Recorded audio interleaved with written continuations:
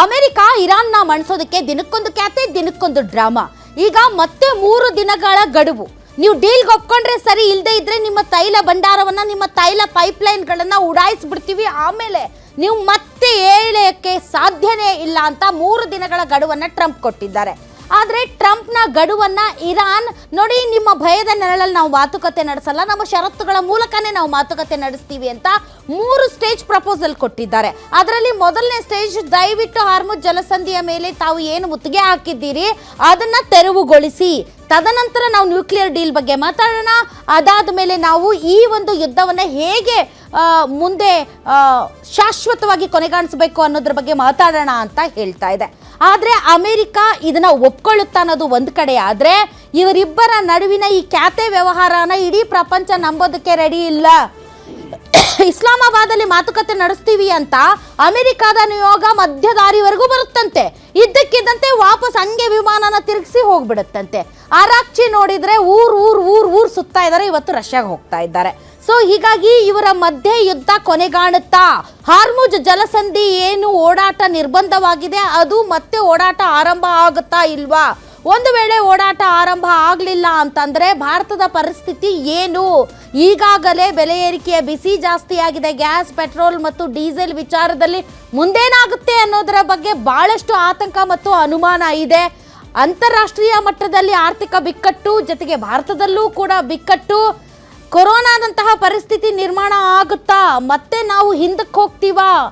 ಬಹಳಷ್ಟು ಪ್ರಶ್ನೆಗಳಿವೆ. ಎಲ್ಲ ಪ್ರಶ್ನೆಗಳಿಗೆ ಇವತ್ತಿನ ವಿಶೇಷ ಕಾರ್ಯಕ್ರಮದಲ್ಲಿ ನಾವು ಉತ್ತರವನ್ನು ಕಂಡುಕೊಳ್ಳುವ ಪ್ರಯತ್ನ ಮಾಡ್ತೀವಿ. ಇದೇ ಈ ಕ್ಷಣದ ಸ್ಪೆಷಲ್ ಟ್ರಂಪ್ ಟೈಮ್ ಬಾಂಬ್. ಭಾರತದ ಕತೆ ಹೆಂಗೆ ಅಂತ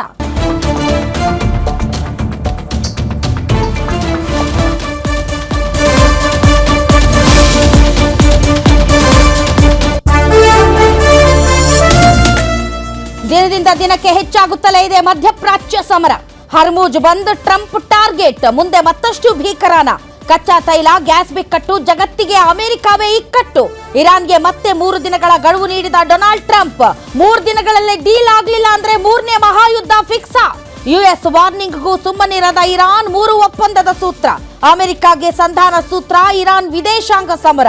ಪ್ರಪಂಚದ ಆರ್ಥಿಕತೆ ಮತ್ತೆ ಡೋಲಾಯಮಾನ ಆಗೋದು ಫಿಕ್ಸ. ಮಧ್ಯಪ್ರಾಚ್ಯ ಯುದ್ಧ ನಿಲ್ಲದಿದ್ದರೆ ಭಾರತಕ್ಕೆ ಆತಂಕ ಫಿಕ್ಸ. ಭಾರತಕ್ಕೆ ಕಾದಿದೆಯಾ ಕೊರೋನಾಗಿಂತ ಭೀಕರ ಪರಿಸ್ಥಿತಿ? ಭಾರತದಲ್ಲಿ ಇನ್ನು ಮುಂದೆ ಸಿಗೋ ವಸ್ತುಗಳ ರೇಟ್ ಎಲ್ಲ ದುಬಾರಿ ಆಗುತ್ತಾ? ಇರಾನ್ ಅಮೆರಿಕಾದಿಂದ ಆಮದು ವಸ್ತು ದುಪ್ಪಟ್ಟು ಗ್ಯಾರಂಟಿ. ಭಾರತದಲ್ಲಿ ಸಿಲಿಂಡರ್ ಗ್ಯಾಸ್, ಪೆಟ್ರೋಲ್, ಡೀಸೆಲ್ ಏರಿಕೆ ಫಿಕ್ಸ. ತರಕಾರಿ, ಬಟ್ಟೆಗಳು ಆಮದು ಆಗದೆ ಭಾರತಕ್ಕೆ ಹೊಡ್ತಾನ.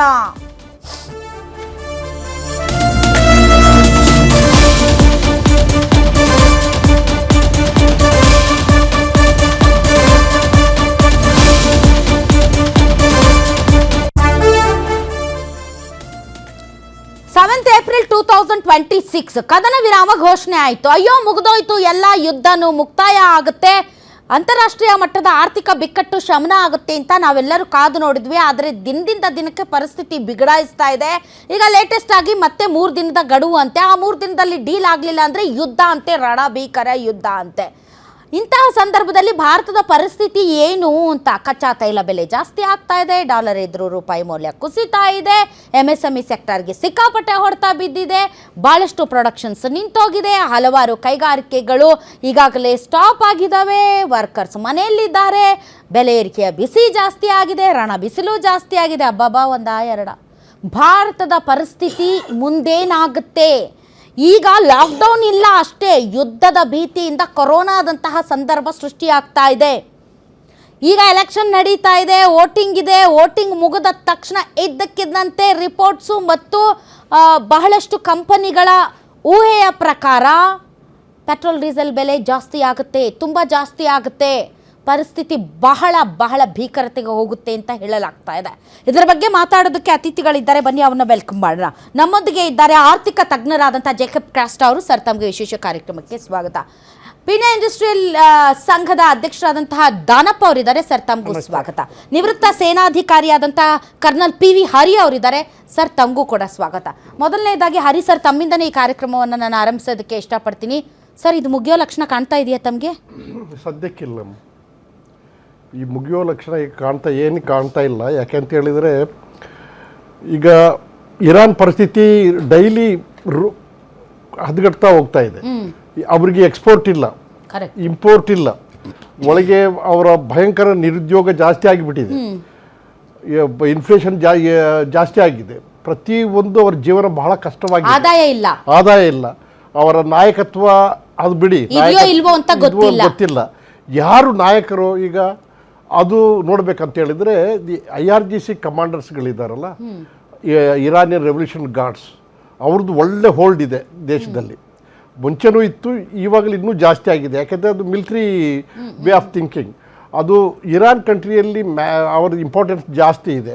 ಅದರಲ್ಲಿ ಮುಖ್ಯವಾಗಿ ಈಗ ಒಬ್ಬ ಅದರದ್ದು IRGC ಇವನು ಅವನೇ ಪಾರ್ಲಿಮೆಂಟ್ರಿ ಅಫೇರ್ ಅವನೇ ಎಲ್ಲ ಅವರೇ ನೋಡ್ಕೊಳ್ತಾ ಇದ್ದಾರೆ. ಸೊ ಇಲ್ಲಿ ಇದು ಡೆಮೋಕ್ರಸಿ ಅನ್ನೋದು ಇಲ್ಲ ಆ ಸದ್ಯಕ್ಕೆ ಅಲ್ಲಿ. ಸೊ ಅದರಿಂದ ಇವರ ಕಮಾಂಡರ್ಗಳ ಮೇಲೆ ಕಂಪ್ಲೀಟ್ ಹೊಣೆಗಾರಿಕೆ ಆಗಿದೆ. ಈಗ ಅವ್ರ ಕಮಾಂಡರ್ಗಳು ಯಾವ ಉಚ್ಚತನದಲ್ಲಿ ಇವರು ಯಾವುದನ್ನು ಅಕ್ಸೆಪ್ಟ್ ಮಾಡಬೇಕು, ಯಾವುದನ್ನು ಅಕ್ಸೆಪ್ಟ್ ಮಾಡಬಾರ್ದು ಗೊತ್ತಿಲ್ಲ ಅವರಿಗೆ. ಅವರು ಒಟ್ರಾಸಿ ಅವರು ನಿಲ್ತಾರೆ. ಇಲ್ಲಿಯವರೆಗೆ ಇರಾನ್ನ ರಾಜತಾಂತ್ರಿಕ ನಡೆ ಅಥವಾ ಯುದ್ಧವನ್ನು ಕಳೆದ 2 ತಿಂಗಳುಗಳಿಂದ ಮುಂದುವರಿಸಿಕೊಂಡು ಹೋಗ್ತಾ, whether it is IRGC or ಸರ್ಕಾರದ ಭಾಗವಾಗಿರುವಂತಹ ಯಾರಾದರೂ ಲೀಡರ್ಸ್ ಮೊಸ್ತಬಾ ನೇತೃತ್ವದಲ್ಲಿ. ಸೊ ಅವರ ಸ್ಟ್ರಾಟಜಿ ನೋಡಿದ್ರೆ ಸರ್, ಇಷ್ಟು ದಿನ ಇರಾನ್ ಅನ್ನ ಮುಂದಕ್ಕೆ ತಳ್ಕೊಂಡು ಬರ್ತಾ, is it a good strategy ಇಲ್ಲಿಯವರೆಗೆ? ಇದಕ್ಕೆ ಲಾಜಿಕಲ್ ಇಲ್ಲ ಇವರಲ್ಲಿ. There is no logic in Islamic countries where just because of the religion, ಇಲ್ಲ ಅವರ ಒಂದು ಫಂಡಮೆಂಟಲಿಸಮ್ಗೆ ಇರ್ತಾರಲ್ಲ